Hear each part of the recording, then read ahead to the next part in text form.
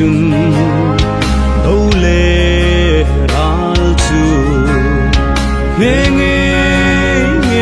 đi an pen su ta i ấy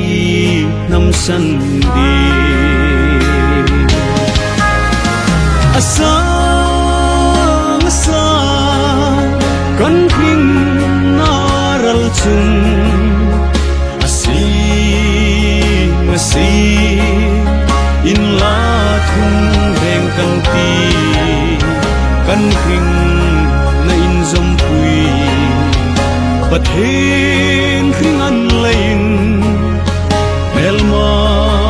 ral chu nge kan ti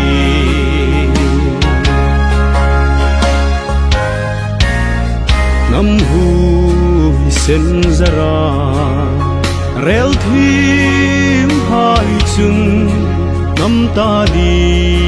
khing nan chan ngam dina Israel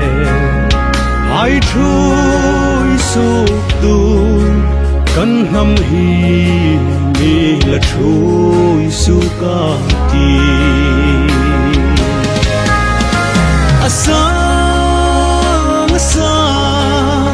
kan khing naral chun asi in la thung veng kan ti kan khing na in zom pui pat hen khing an lein mel ma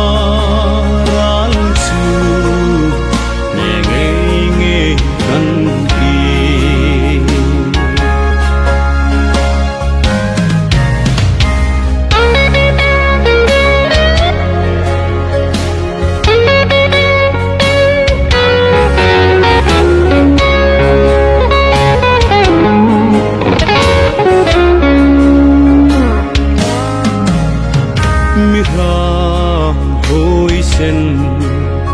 Klom ngai na chun la zu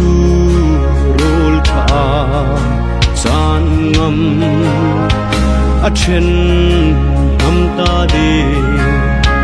an pen su ka a chen mun na thang kan lo la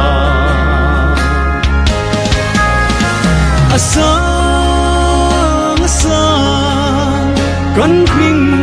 naral chun asi in la thung veng kan ti kan khing na in zom pui pat he